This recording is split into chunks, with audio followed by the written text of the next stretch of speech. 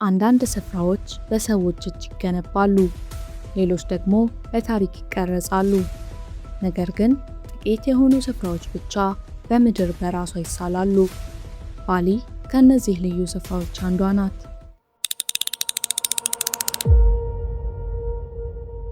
በሰማያዊ ውሃ ተከባ የምትገኘው ይህች ትንሽ ደሴት በዓለም ካርታ ላይ ትንሽ ቦታን ብቻ ትይዛለች። ነገር ግን በውስጧ ግዙፍ ተራሮች፣ ሰፋፊ ደኖች፣ የውሃ አካላትና ብዝሃ ሕይወት ተሰብስበው ይገኛሉ። እዚህ እሳተ ገሞራዎች ደመናን ይነካሉ፣ ፏፏቴዎች በአረንጓዴ ደኖች መካከል ይወርዳሉ፣ ወንዞች ሸለቆችን ያቋርጣሉ።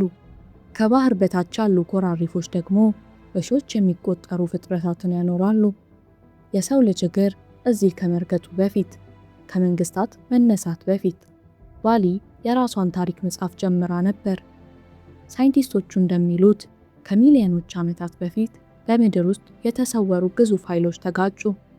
የኢንዶ አውስትራሊያ ቴክቶኒክ ፕሌት ቀስ በቀስ ከዩሬሺያ ፕሌት ስር እየገባ ሲሄድ ከእሳትና ከድንጋይ የተሰሩ ደሴቶች ተፈጠሩ። ባሊ ከባህር ጥልቅ ውስጥ በእሳተ ገሞራው ሳቢያ ወደ ላይ ወጣች። የቀዘቀዙ የእሳተ ገሞራ ድንጋዮች በጊዜ ሂደት ወደ ለም መሬት ተለወጡ። በእነርሱም ላይ ሕይወት ስሮቿን ዘረጋች። እስከ ዛሬ ድረስ ደሴቲቱ በእሳተ ገሞራዎች ትተነፍሳለች። በምስራቅ አድማስ ላይ የሚታየው የአጉንግ ተራራ ከ3000 ሜትር በላይ ወደ ሰማይ ይወጣል። ከመንደሮች፣ ከሩዝ ማሳዎችና ከባህር ዳርቻዎች ሁሉ የሚታየው ይህ ተራራ በቀን ውስጥ እንደ አየሩ ሁኔታ መልኩን ይቀይራል። ጠዋት ጀንበር ስትወጣ በወርቃማ ብርሃን ይደምቃል። ከሰዓት በኋላ በደመና ይሸፈናል። ምሽት ሲሆን ደግሞ ደሴቱን የሚጠብቅ ጥቁር የግንብ አጥር ይመስላል። ከአጉንግ ብዙም ሳይርቅ የባቱር ተራራ ይገኛል። ከሺህ ዓመታት በፊት የተከሰቱ ፍንዳታዎች የፈጠሩት ግዙፍ ካልዴራ በዙሪያው ተዘርግቷል። በመሃል የሚገኘው የባቱር ሐይቅ ጸጥ ብሎ ይተኛል። ጠዋት ጭጋግ በውሃው ላይ ይንሳፈፋል።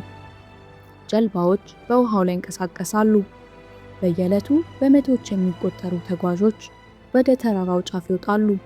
ፀሐይ ከደመናው በላይ ስትወጣ ባሊን ከፍ ብለው ለማየት አሪፍ ቦታ እንደመሆኑ ይህ ቁጥር እምብዛም ይደንቅ አይደለም። ነገር ግን የባሊ ውበት በተራሮቿ ውስጥ አይታጠርም። የደሴቱ እውነተኛ አርክቴክት ውሃ ነው።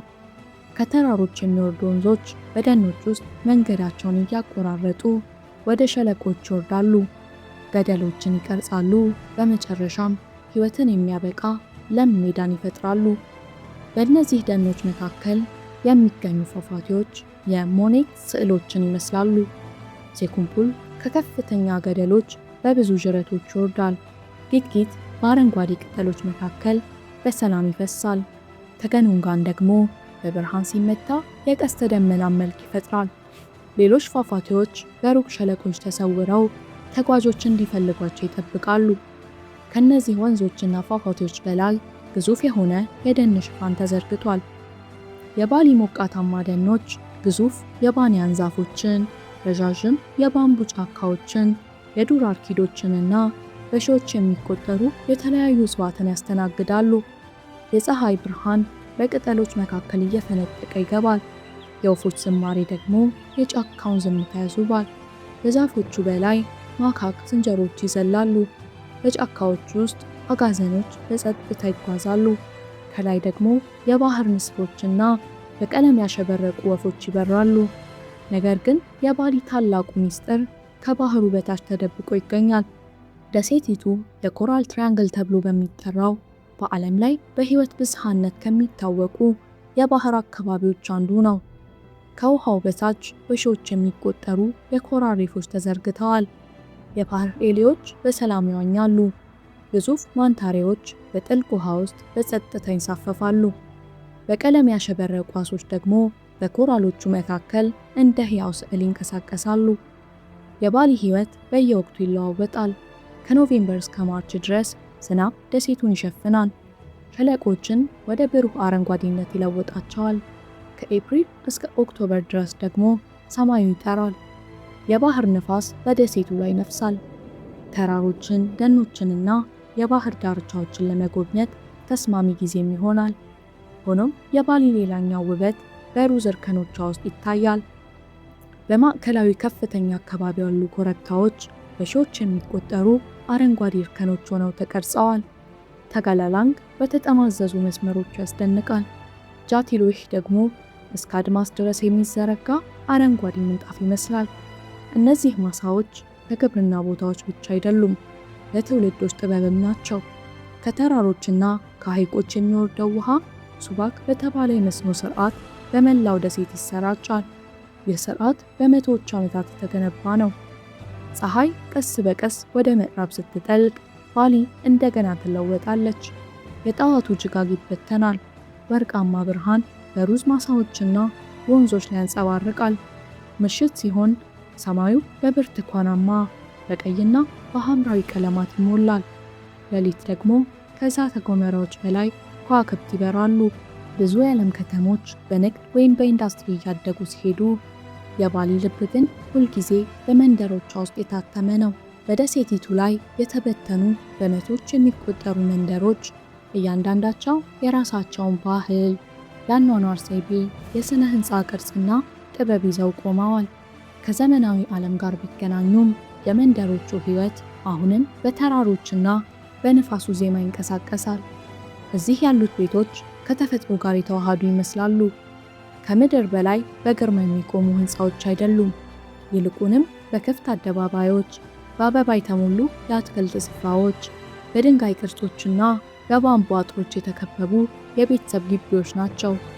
የእሳተ ገሞራ ድንጋይ፣ ባምቡ፣ የኮኮናት እንጨትና የሳር ጣሪያ በመጠቀም የተሰሩት እነዚህ ቤቶች ከተፈጥሮ አይለዩም። ይልቁንም እንደ ተፈጥሮ አካል ይታያሉ። ዛሬ በደሴቲቱ የሚገኙ የቅንጦት ሪዞርቶችና ቪላዎች እንኳን ይህንን የጥንት ፍልስፍና ተከትለዋል። በጫካ መካከል የተሰሩ የባምቡ ቤቶች፣ ከጥልቅ ሸለቆች በላይ የተንጠለጠሉ የመዋኛ ገንዳዎችና ወደ ሩዝ ማሳዎች የሚመለከቱ ክፍት መስኮቶች ዘመናዊነትና ተፈጥሮ አብረው መኖር እንደሚችሉ ያሳያሉ። ከነዚህ ሁሉ መካከል ግን አንዲት ከተማ የባሊ የፈጠራ ልብ ሆና ቆማለች። ኡቡድ ከተማ ብቻ ሳትሆን ሕያው የጥበብ ማዕከል ናት። እዚህ ፈጠራ በሙዚየሞች ውስጥ ብቻ አልታሰረም። በመንገዶች ላይ፣ በገበያዎች ውስጥና በትናንሽ የእጅ ሥራ ቤቶች ውስጥ ይኖራል። በጠባብ ጎዳናዎች ውስጥ የተደበቁ የእንጨት ቀራጮች፣ የብር አንጥረኞችና የድንጋይ ሰራተኞች ከአባቶቻቸው የወረሱትን ጥበብ በጥንቃቄ ይቀጥላሉ። ከአንድ የእንጨት ቁራጭ ውስጥ የሚወጡ ሐውልቶች፣ ከጥቁር ድንጋይ የሚቀረጹ ቅርጾችና ከብር የሚሰሩ ጌጣጌጦች በባሊ የሚኖረውን የፈጠራ መንፈስ ያሳያሉ። የኡቡድ ከተማ መጎብኘት ማለት ሕያው የጥበብ ኤግዚቢሽን ውስጥ እንደመራመድ ነው። የስዕል ቤቶች በጫካዎች፣ በተራሮች፣ በዕለት ተዕለት ሕይወትና በደሴቲቱ ውበት የተነሳሱ ስዕሎችን ያሳያሉ። ገበያዎች በእጅ የተሰሩ ቅርጫቶች፣ የሸክላ ዕቃዎች፣ የቆዳ ሥራዎች፣ በቀለም የተሞሉ ጨርቆችና የባምቡ መብራቶች ተሞልተዋል። የባሊ ፈጠራ ግን በእይታ ብቻ አይታጠርም።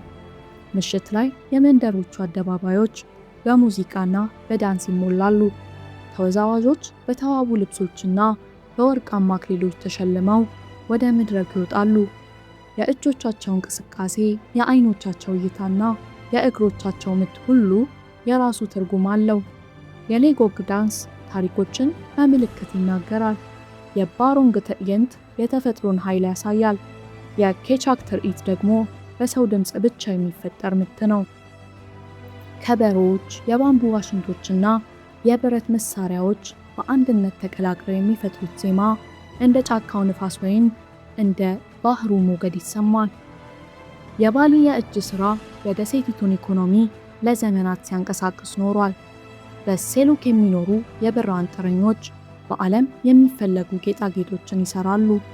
የእንጨት ቀራጮች ከአንድ የእንጨት ግንድ ውስጥ ሕይወትን ያወጣሉ። በባቱ ቡላን የሚኖሩ የድንጋይ ቀራጮች ደግሞ የእሳተ ገሞራ ድንጋይን ወደ ጥበብ ይለውጣሉ። ነገር ግን ባሊን ማወቅ ማለት ጣዕሟን ማወቅም ማለት ነው። የእሳተ ገሞራ አፈሯ ዓመቱን ሙሉ የተለያዩ ፍራፍሬዎችን ታፈራለች። ማንጎ፣ ፓፓያ፣ ድራገን ፍሩት፣ ኮኮናት፣ ራምቡታን፣ ሙዝና ጃክፍሩት ገበያዎችን በቀለም ይሞላሉ። ቀረፋ፣ ዝንጅብል፣ ቫኒላ፣ ቅርንፉድና በርበሬ ደግሞ ለባሊ ምግቦች ልዩ ጣዕም ይሰጣሉ። በደሴቲቱ የሚታወቁ ምግቦች መካከል ባቢ ጉላንግ፣ በቀስታ የሚጠበሰው ቤቤክ ቤቱቱ፣ ናሲ ቻምፑር እና ሳቴሊሊት ይገኙበታል። ቡናም የባሊ ታሪክ አንድ አካል ነው። በከፍተኛ ቦታዎች የተዘረጉ የቡና እርሻዎች ከጫካዎችና ከሸለቆች በላይ ይታያሉ። ተጓዦች የቡናው ፍሬ እንዴት ከዛፍ ወደ ጽዋ እንደሚደርስ ይመለከታሉ። በሩቅ የሚታዩ ተራሮችና የሚነፍሰው ቀዝቃዛ አየር እያንዳንዱን ጽዋ ልዩ ያደርገዋል። ዘመናዊቷ ባሊ ደግሞ የራሷን አዲስ ፊት ፈጥራለች። በሴሚንያክ የቅንጦት ሆቴሎችና ዘመናዊ ምግብ ቤቶች ተሰልፈዋል። በቻንጉ የሰርፍ ባህል ካፌዎችና ምግብ ቤቶች ይደምቃሉ። ሳኑር ደግሞ በጸጥታ የሚያስደስት የባህር ዳርቻዋ ትታወቃለች። ባሊ ከተለያዩ የዓለም ሀገራት የሚመጡ ሚሊዮኖች ተጓዦችን እየተቀበለች ቢሆንም ማንነቷን አልጣለችም። የጥንት ባህሎች ከዘመናዊ ሕይወት ጋር ተዋህደው ይኖራሉ። የቤተሰብ ወጎች ከአዲስ ሀሳቦች ጋር ይቀላቀላሉ።